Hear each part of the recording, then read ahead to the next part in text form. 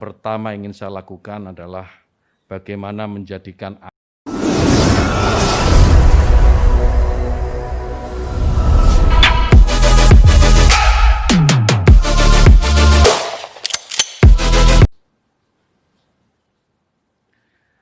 Assalamualaikum warahmatullahi wabarakatuh. Alhamdulillahirabbil alamin. Innalillahi wa inna ilaihi rajiun. Bapak Ibu sekalian, ketika pertama kali saya mendapatkan berita bahwa saya harus menerima amanah sebagai salah satu pembantu Bapak Presiden dan Wakil Presiden di kabinet ini sebagai Menteri Agama, tentu yang saya rasakan adalah kaget.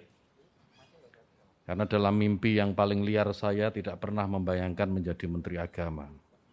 Tetapi apapun tugas amanah yang sudah diberikan ini, saya sudah bertekad untuk mewakafkan seluruh hidup dan apa yang saya miliki untuk bangsa negara. Dan kebetulan sekarang mendapatkan kesempatan melalui Kementerian Agama. Saya akan melakukan apa yang paling baik untuk bangsa dan negara ini. Yang berikutnya yang saya harus sampaikan adalah bahwa setelah nanti resmi menjadi Menteri Agama, yang pertama ingin saya lakukan adalah bagaimana menjadikan agama itu sebagai inspirasi, bukan aspirasi. Artinya apa? Bahwa agama sebisa mungkin tidak lagi digunakan menjadi alat politik, baik untuk menentang pemerintah maupun merebut kekuasaan, atau mungkin untuk tujuan-tujuan yang lain. Agama biar menjadi inspirasi dan biarkan agama itu membawa nilai-nilai kebaikan, nilai-nilai kedamaian dalam kehidupan berbangsa dan bernegara. Kemudian yang kedua tentu tugas yang tidak mudah, yaitu bagaimana bisa meningkatkan yang pertama adalah ukhuwah Islamiyah. Kenapa ukhuwah Islamiyah? Karena kita tahu bahwa mayoritas warga negara ini adalah pemeluk agama Islam.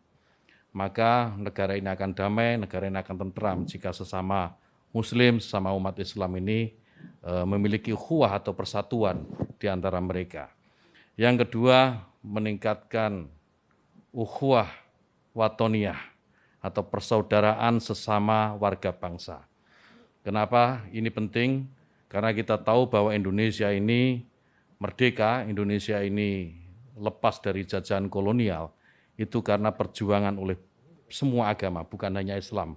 Umat Muslim, kaum Kristiani, Hindu, Buddha, Konghucu, dan semua agama yang ada di Indonesia, pada waktu pergolakan kemerdekaan mereka terlibat. Sehingga maka penting ukhuwah watoniyah ini kemudian kita bangkitkan kembali, agar tidak ada satu kelompok pun, tidak ada satu agama pun yang mengklaim merasa paling memiliki negara ini. Semua berhak memiliki negara ini. Kemudian yang ketiga, ukhuwah basyariah, persaudaraan atau persatuan sesama umat manusia.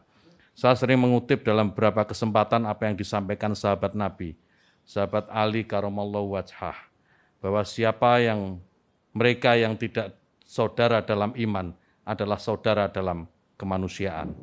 Ini saya kira penting untuk menjadi kesadaran bagi seluruh warga bangsa ini. Jika ini dilakukan, maka saya meyakini ke depan Indonesia ini akan jauh lebih tentram, dan pembangunan yang tadi sudah disampaikan oleh beberapa calon menteri tadi, itu akan lebih mudah untuk diwujudkan. Kemudian yang ketiga yang tidak kalah penting adalah bagaimana bisa memajukan pendidikan agama di lingkungan Kementerian Agama. Pendidikan agama apapun, termasuk tentu di dalamnya adalah pondok pesantren. Bagaimana pondok pesantren bisa didorong mandiri dan pada akhirnya akan melahirkan kader-kader terbaik bangsa, kader-kader terbaik yang bisa memberikan sumbangsih terbaiknya untuk bangsa dan negara.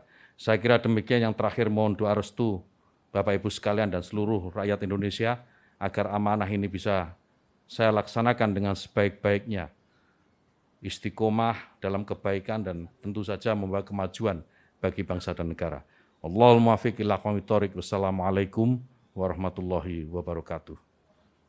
Terima kasih Pak Gus Yakut. Berikutnya Pak Sakti Wahyu.